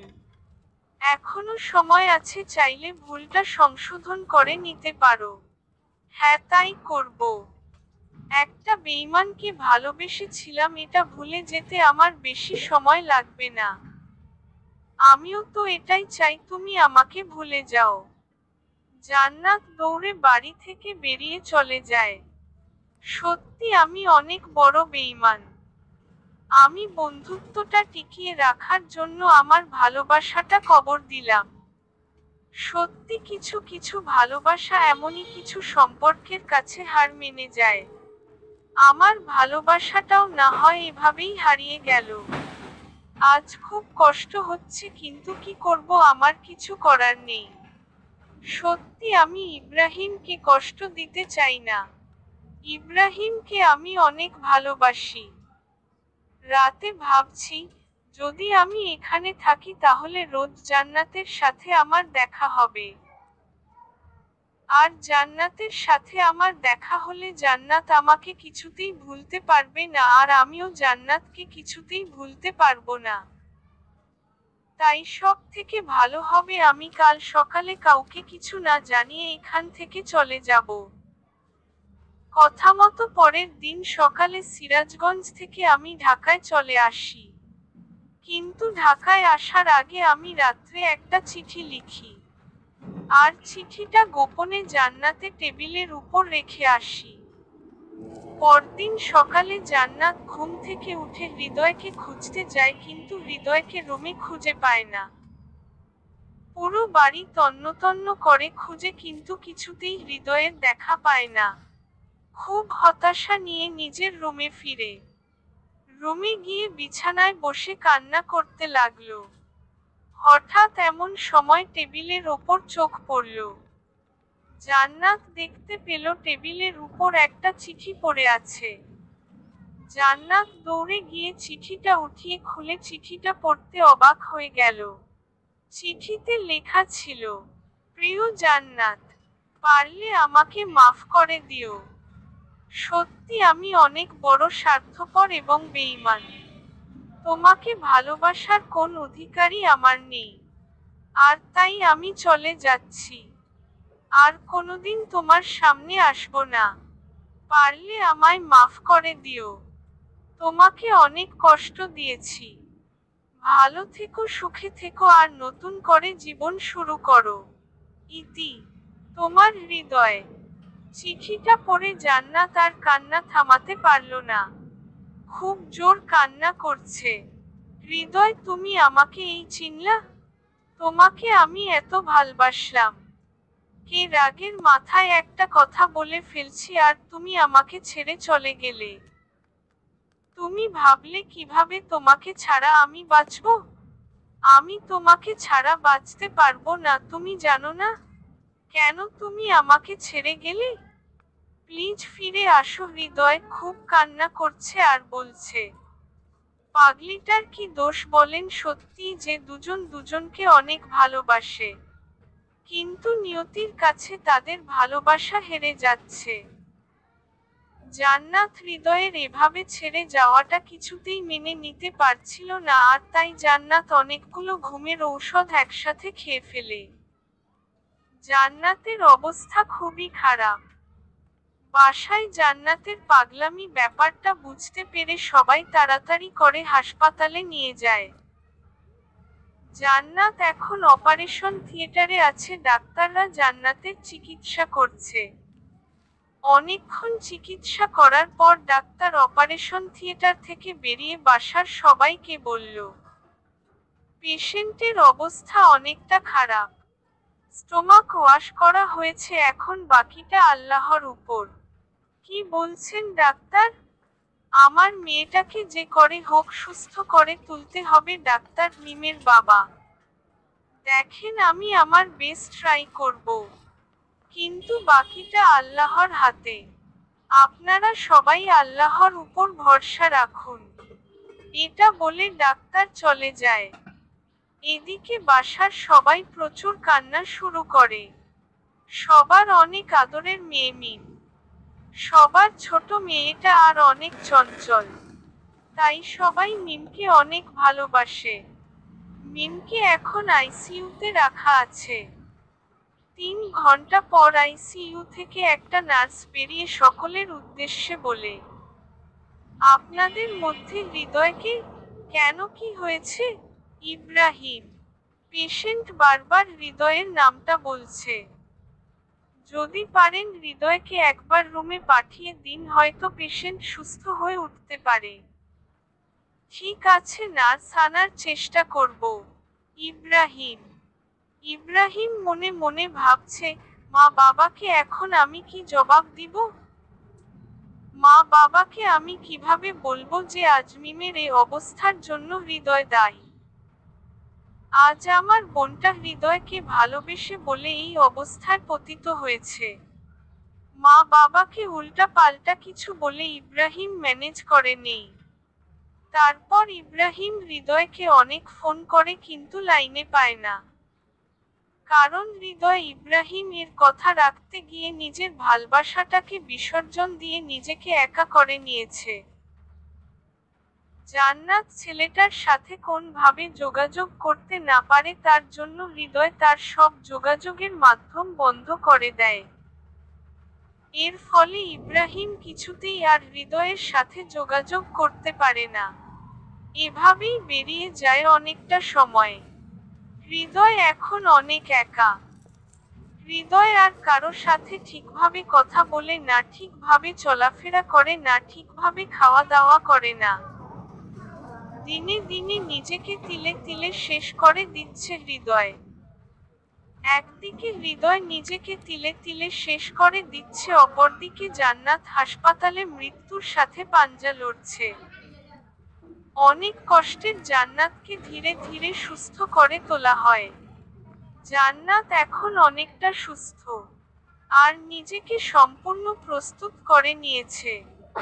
জান্নাত আর হৃদয়ের কথা ভাবে না। হয়তো হৃদয়ের চলে যাওয়াতে জান্নাত তাকে ভুলে যাওয়ার কারণ খুঁজে পেয়েছে। ধীরে ধীরে জান্নাত হৃদয়কে একেবারে ভুলে যায়।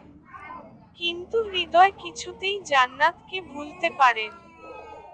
যাই হোক, দেখতে দেখতে দিনের পর দিন কেটে যায়, মাসের পর মাস কেটে যায়। অনেকটা সময় পেরিয়ে যায়, দুজন দুজনকে ছাড়া কাটিয়ে দেয়।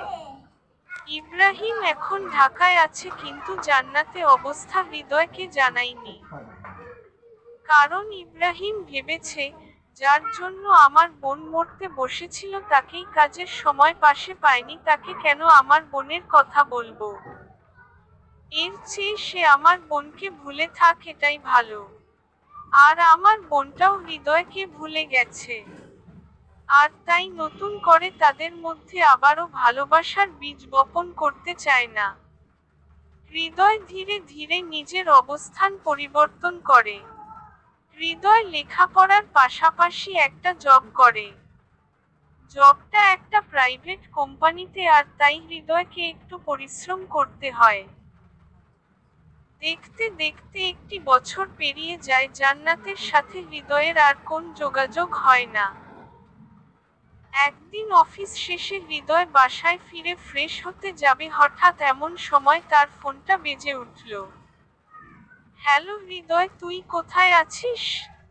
ইব্রাহিম অনেকটা আতঙ্কিত কণ্ঠে বলল। তখন হৃদয় অনেক ভয় পেয়ে যায় ইব্রাহিমের এমন কণ্ঠ শুনে। কি হইছে দোস্ত, তোর কণ্ঠটা এমন লাগছে কেন? এরপর হৃদয় যা শুনতে পায় সেটা শোনার জন্য হৃদয় মোটেও প্রস্তুত ছিল না। কি বলছিস তুই যাতা? দোস্ত, এখন আমি কি করব? আমার বোনটা যে আর সমাজে মুখ দেখাতে পারবে না, প্রচুর কান্না করতে করতে বলছে। এটা শুনে হৃদয় বাসা থেকে এক দৌড়ে বেরিয়ে গাড়ি ধরে সিরাজগঞ্জ চলে যায়। সিরাজগঞ্জ গিয়ে সোজা হাসপাতালে চলে যায়। হাসপাতালে কি কি দেখতে পায়, জান্নাত একটা বেডে শুয়ে আছে। তার পাশে চাচা চাচি দাদা দাদি বসে আছে আর কান্না করছে। আমি কি বলবো বুঝতে পারছি না। সত্যি আমার অনেক কষ্ট হচ্ছে।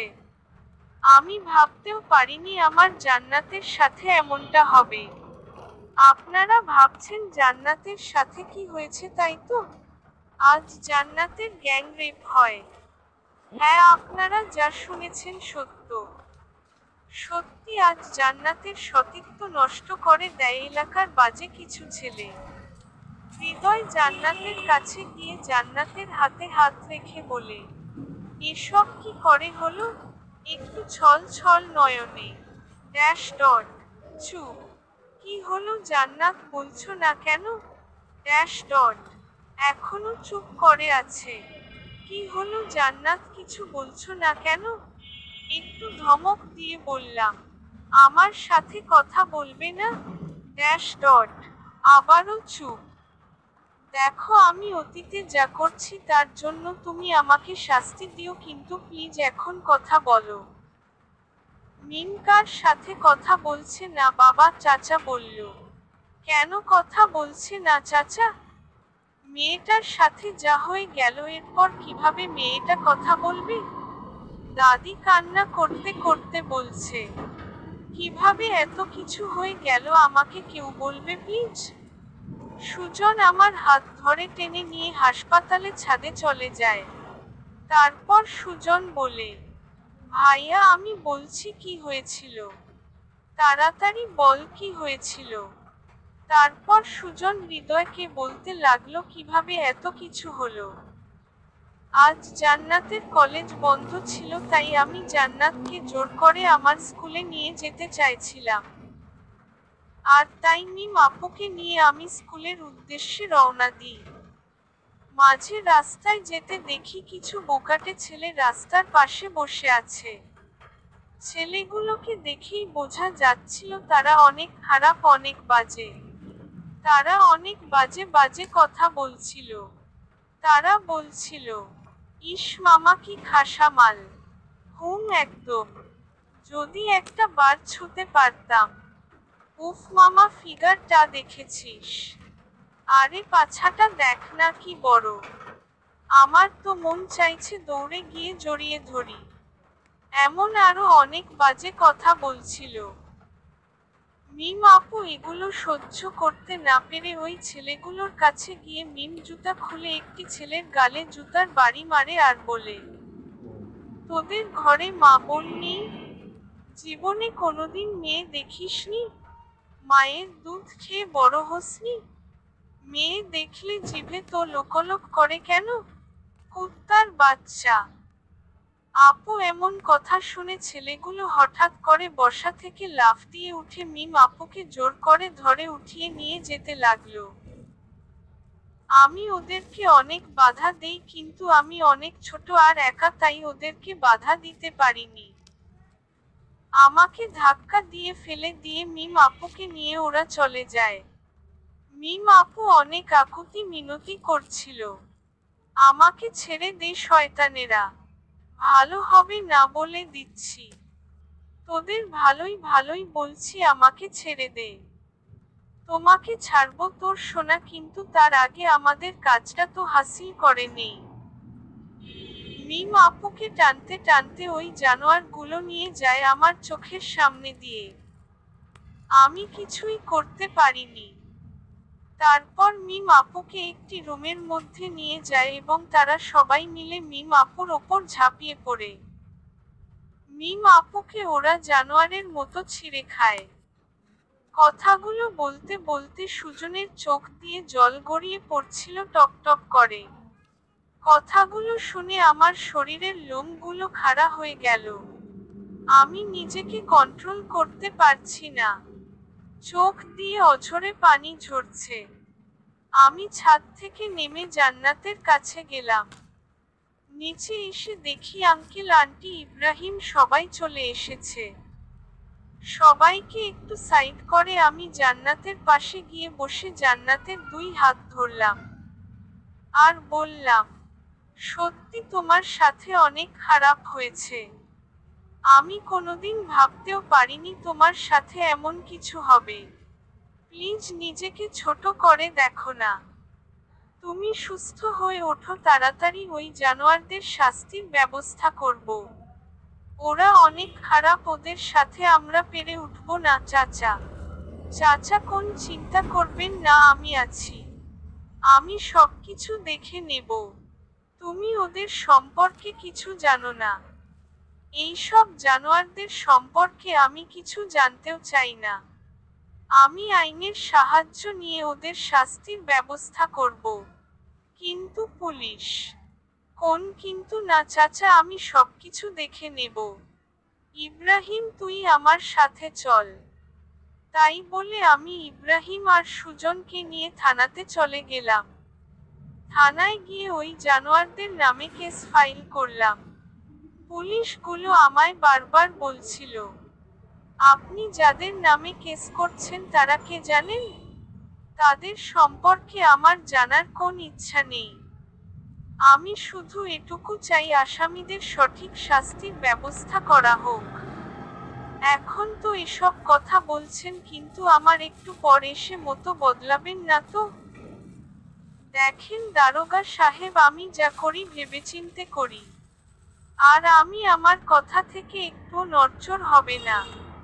আদালতে সঠিক প্রমাণ পেশ করতে পারবেন তো? অবশ্যই পারবো। আচ্ছা, তাহলে আমরা কেসটা নিচ্ছি। ঠিক আছে দারোগা সাহেব। আর হ্যাঁ, যত তাড়াতাড়ি সম্ভব আপনি আসামিদের গ্রেফতার করবেন। ঠিক আছে, আপনারা এখন আসুন। ওকে দারোগা সাহেব। তারপর থানা থেকে চলে আসি। হাসপাতালে আসতে সবাই আমাকে ধরে বলে, এমনি মেয়েটারই অবস্থা। সবার সামনে মাথা উঁচু করে বাঁচতে পারবে না। আবার তুমি যা শুরু করলে হৃদয়। আঙ্কেল, দেখেন আঙ্কেল, আমি যা করছি একদম ঠিক করছি। আচ্ছা, এখানে জান্নাতের দোষটা কোথায় আমাকে বলবেন? জান্নাত কি নিজের ইচ্ছায় ধর্ষিত হয়েছে? Dash dot. সবাই চুপ। কি ব্যাপার, চুপ করে আছেন কেন? জবাব দিন। আমাদের সমাজে সবথেকে বড় সমস্যা কি জানেন? আমাদের সমাজে যে মেয়েগুলা ধর্ষিত হয় আমরা তাদেরকে ছোট করে দেখি, আমরা তাদেরকে খারাপ বলি। আর যে জানোয়ারগুলো মেয়েদের সাথে এমন খারাপ কাজ করে তাদেরকে বাহবা দেই। যেখানে আমাদের মেয়েটিকে মেন্টালি সাপোর্ট দেওয়ার কথা সেখানে আমরা মেয়েটিকে ছোট করে দেখি। মেয়েটিকে আমরা অপমান করি। আমরা ধর্ষিত মেয়েদের সমাজের বোঝা মনে করি। আচ্ছা, মেয়েরা কি ইচ্ছা করে ধর্ষিতা হয়? মেয়েরা কি চায় তাদের সব থেকে মূল্যবান সম্পদ কেউ এইভাবে কেড়ে নিক? অথচ একটি মেয়ে ধর্ষিত হবার পর আমরা মেয়েটিকে দোষী সাব্যস্ত করি। আর ধর্ষককে আমরা বড় করে দেখি। যদি আমরা একটি ধর্ষককে সঠিক বিচারের আওতায় নিয়ে আসতে পারতাম তাহলে আজ ধর্ষণ তো দূরের কথা, আমাদের সমাজে কোন ছেলে মেয়েদের দিকে চোখ তুলে তাকাতে পারত না। কিন্তু আমাদের দেশে কি আমরা তাই করি? মোটেও করিনি। বরং উল্টো আমি মেয়েদেরকে এমন এমন কথা শোনাই যার কারণে মেয়েরা তাদের অনিচ্ছা সত্ত্বেও আত্মহত্যা করতে বাধ্য হয় শুধু আমাদের সমাজের মানুষদের জন্য। আমার কথাগুলো শুনে সবাই মাথা নিচু করে দাঁড়িয়ে। আচ্ছা, আপনারাই বলুন, আমাদের সমাজে যে মেয়েগুলো ধর্ষিতা হয় তারা কি নিজ ইচ্ছায় ধর্ষিত হয়? তাহলে আমাদের সমাজে কেন ধর্ষিতা মেয়েদের পাশে দাঁড়ানো হয় না? কেন ধর্ষকদের শাস্তি দেওয়া হয় না? আজ এই দেশে একটি ধর্ষকের সবার সামনে শাস্তি দেওয়া হোক, দেখবেন এই দেশে আর দ্বিতীয়বারের মতো কোনো ধর্ষণের কথা আপনি শুনবেন না। সবাইকে অনেক বুঝিয়ে সবাইকে জানাতে পাশে দাঁড়ানোর জন্য আহ্বান করি। এখন সবাই মিলে জান্নাতের পাশে দাঁড়িয়ে আছি শুধু ধর্ষকদের শাস্তি প্রদানের জন্য। কিছুক্ষণ পর কিছু গুন্ডা টাইপের ছেলেপেলে আমাদের কাছে এসে ছুরি, রামদা, পিস্তল এসব দেখে ভয় দেখাচ্ছে আর বলছে, যদি তোরা ভালো চাস আর তোদের মেয়েকে সুস্থ দেখতে চাস তাহলে কেসটা উঠিয়ে নে, না হলে খুব খারাপ হয়ে যাবে। তোরা কি করতে পারিস আমি দেখে নেব। আমি আমার যথেষ্ট চেষ্টা করে তোদের শাস্তির ব্যবস্থা আমি করব। তোর সাহস তো কম না, তুই আমাদের বিরুদ্ধে মামলা করেছিস আবার আমাদের মুখের ওপর কথা বলছিস। তোদের মতো কুত্তার সাথে কথা বলতে আমার বয়েই গেছে। তোদের মতো কুত্তার দিকে তাকাতেই আমার ঘৃণা লাগে। কি বললি মাদার? এটা বলে একজন হৃদয়ের পেটে ছুরি ঢুকিয়ে দেয়। হাসপাতালে মেঝে হৃদয়ের রক্ত দিয়ে মেখে একাকার হয়ে গেল। হৃদয়ের অবস্থা অনেক খারাপ। হৃদয় মাটিতে লুটিয়ে পড়ল। সবাই এমন দৃশ্য দেখে ভয়ে আতঙ্কিত হয়ে কাঁপতে শুরু করল। তারপর ওই বখাটেগুলো বলল, যদি কেসটা না উঠিয়ে নিস তাহলে একে একে সবাই মারা পড়বি। কথাটা খুব ভালো করে মাথায় ঢুকিয়ে নে। এটা বলে সবাই চলে গেল। সবাই হৃদয়কে ধরাধরি করে আইসিইউতে নিয়ে যায়। ডাক্তার তাড়াতাড়ি এসে চিকিৎসা শুরু করে দেয়। হৃদয়ের অবস্থা অনেক সিরিয়াস। একদিকে জান্নাতের অবস্থা খারাপ, অপরদিকে হৃদয়ের সিরিয়াস অবস্থা। কি করবে সবাই ভেবে পাচ্ছে না। এমন সময় ইব্রাহিমের বাবা বলল, এসব বখাটে ছেলেপেলের সাথে লাগা আমাদের মোটেও ঠিক হয়নি। ইব্রাহিম, তুই থানায় গিয়ে কেসটা উঠিয়ে নিয়ে আয়। ইব্রাহিম কি করবে বুঝতে পারছে না, তাই আঙ্কেলের কথা শুনে ইব্রাহিম থানায় গিয়ে কেসটা উঠিয়ে নিয়ে আসে। হৃদয় অপারেশন শেষ, কিন্তু এখনো জ্ঞান ফেরেনি। অনেক রক্ত ঝরেছে, তাই অবস্থা অনেকটাই খারাপ। হৃদয়ের মা বাবাকে হৃদয়ের এমন অবস্থা জানানো হয়নি, কারণ হৃদয়ের মা বাবা এসব জানতে পারলে অবস্থা আরো খারাপ হয়ে যাবে। সবাই অনেক চিন্তায় আছে। ডাক্তার সবাইকে বলল, দেখেন রোগীর অবস্থা অনেক খারাপ। কখন কি হয়ে যাবে কিছু বলা যাবে না। রোগীর জ্ঞান না ফেরা পর্যন্ত আমরা কিছু করতে পারবো না। এটা কি বলছেন ডাক্তার? হৃদয়কে যে করে হোক সুস্থ করে তুলতে হবে। সরি, আমরা আমাদের যথাসাধ্য চেষ্টা করছি। সবার মাথায় হাত। হৃদয়ের মা বাবাকে না জানিয়ে আর থাকতে পারছে না কেউ। ইব্রাহিমের বাবা হৃদয়ের বাবাকে ফোন করে সবকিছু খুলে বলে আর তাদেরকে যত তাড়াতাড়ি সম্ভব সিরাজগঞ্জ চলে আসতে বলে। হৃদয়ের মা বাবা সময় নষ্ট না করে তাড়াতাড়ি করে সিরাজগঞ্জ চলে আসে। তারা এসে দেখতে পায়নি হৃদয় আইসিইউতে একটা জীবন্ত লাশ হয়ে শুয়ে আছে। হৃদয়ের মা অনেক কান্না করছে। হৃদয়ের বাবা সবাইকে বলছে, আমার ছেলের এত বড় ক্ষতি কে করলো? যে ছেলেগুলো মিমকে ধর্ষণ করেছে তারাই। ইব্রাহিম, দাঁড়াও, তাড়াতাড়ি ব্যবস্থা আমি করছি। তাই বলে হৃদয়ের বাবা কাকে যেন একটু ফোন করলো। হ্যালো সবুজ ভাই, আমার অনেক বড় একটা সমস্যা হয়ে গেছে। কিছু গুন্ডা আমার ছেলের অবস্থা অনেক খারাপ করেছে। আমার ছেলেকে হত্যা করার চেষ্টা করেছে। এখন আমার ছেলে আইসিইউতে ভর্তি আছে, বাঁচবে কিনা মরবে আল্লাহই ভালো জানে। ওপাশ থেকে কি যেন বলল, তারপর হৃদয়ের বাবা বলল, আচ্ছা আপনি যত তাড়াতাড়ি সম্ভব সিরাজগঞ্জ চলে আসেন। আমি এর শেষ দেখতে চাই। তাই বলে ফোনটা কেটে দেয়। আপনাদেরকে হৃদয়ের বাবা সম্পর্কে তো কিছুই বলিনি। এখন হৃদয়ের বাবার সম্পর্কে জেনে নিন।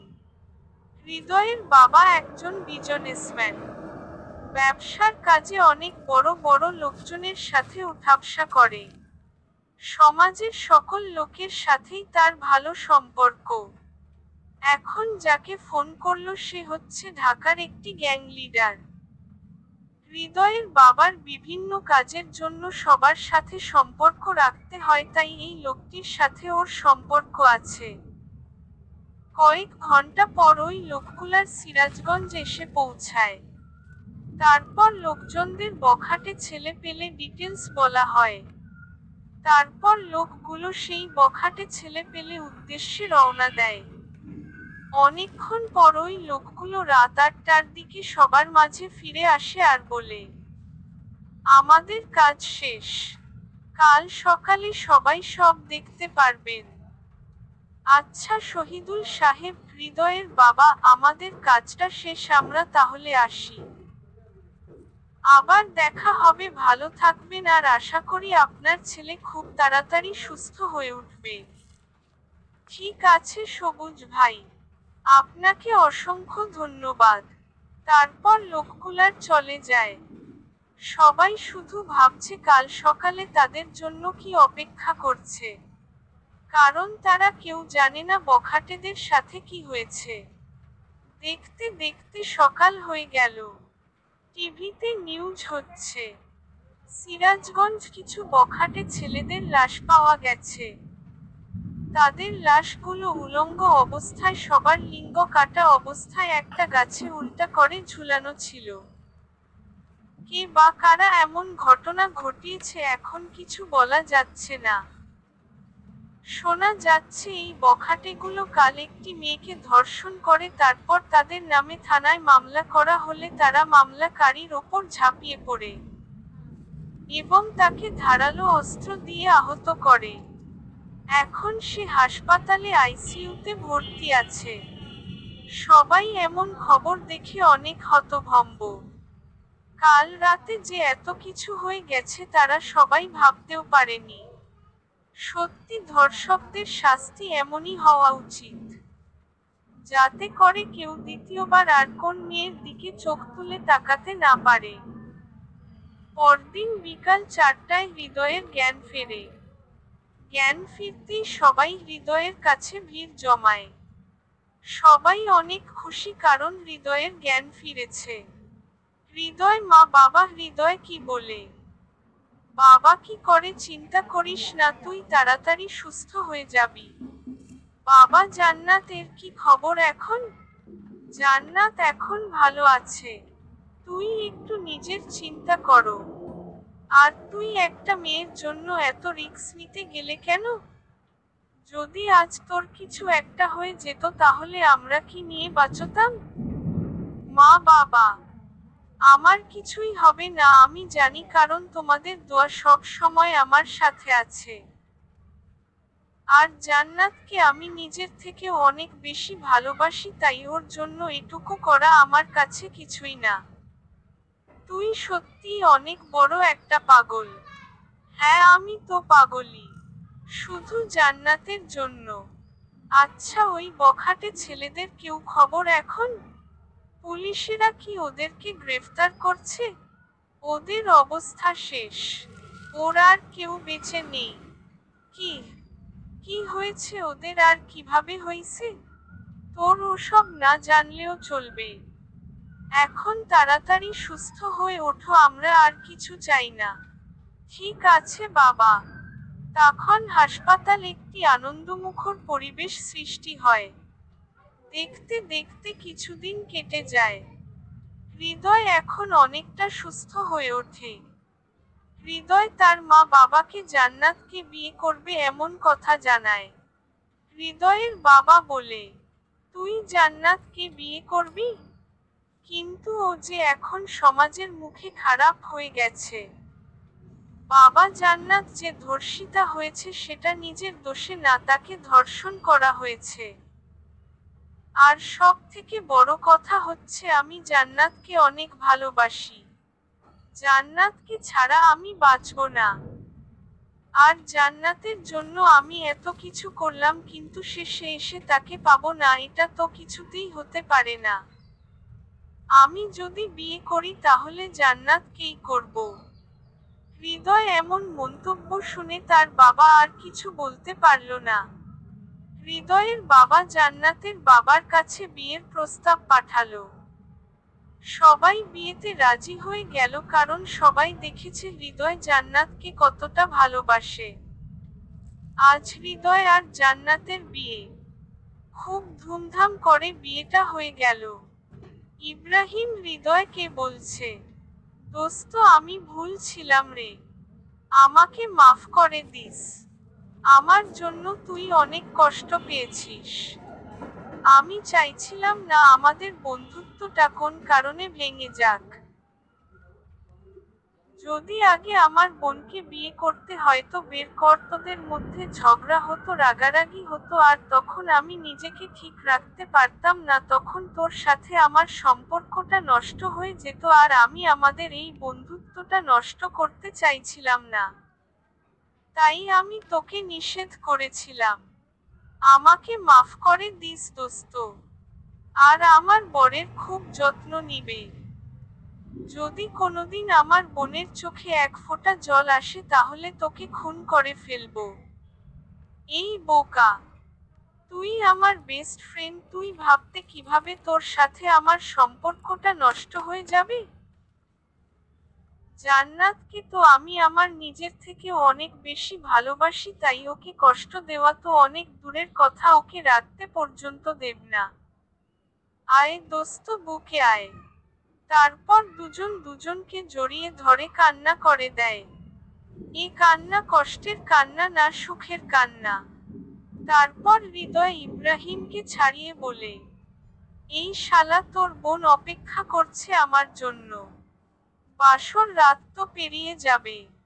হারামি, তুই এতদিন আমাকে শালা শালা বলে চালাতে, আর আজকে আমি সত্যিই তো শালা হয়ে গেলাম। হ্যাঁ, আমি বোধহয় আগে থেকেই জানতাম রে তুই আমার শালা হবে, তাই আগে থেকে তোকে শালা বলে ডাকতাম। হৃদয়, হয়েছে দোস্ত, আর বলিস না, আমি বাসর ঘরে গেলাম। আচ্ছা যা, আর কথাটা মনে রাখিস, আমার বোনের চোখে যদি কোনোদিন জল আসে তাহলে তুই শেষ। ঠিক আছে দোস্ত। তারপর হৃদয় বাসর ঘরে ঢোকে। ঘরের ভেতর ঢুকে দেখেন জান্নাত বিছানার উপর ঘোমটা দিয়ে বসে আছে। হৃদয় আজ থেকে ঘোমটাটা উঠিয়ে জান্নাতের মুখের দিকে তাকিয়ে আছে।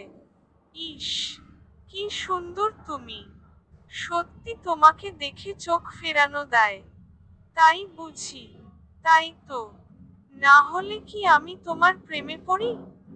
কই, তুমি তো আমাকে না দেখে ভালবেসেছিলা। তাহলে এখন এই কথা বলছে কিভাবে? একটু রাগ করে। রাগছো কেন?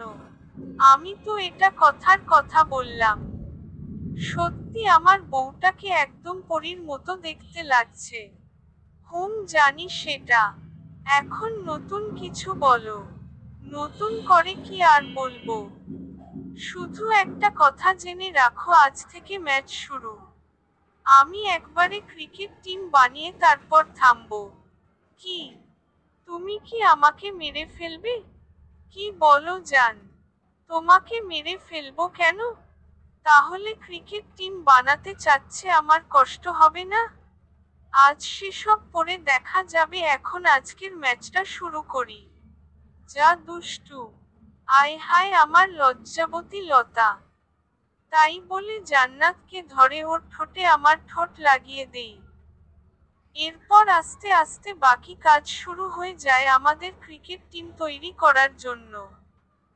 আপনারা এখন আসতে পারেন, কারণ এখন আমরা যা করতে যাচ্ছি সেসব আপনাদেরকে দেখাতে পারবো না। আপনাদের লজ্জা করে না? আপনার এখনো আছেন? আপনারা কি চান আমাদের বাসর দেখবেন? আপনারও বিয়ে করে বাসর করেন, আপনাদের কি বাধা দিয়েছি? উফ, আর জ্বালাস না তো। গল্প এখানেই শেষ, এখন সবাই বিদায় নেন।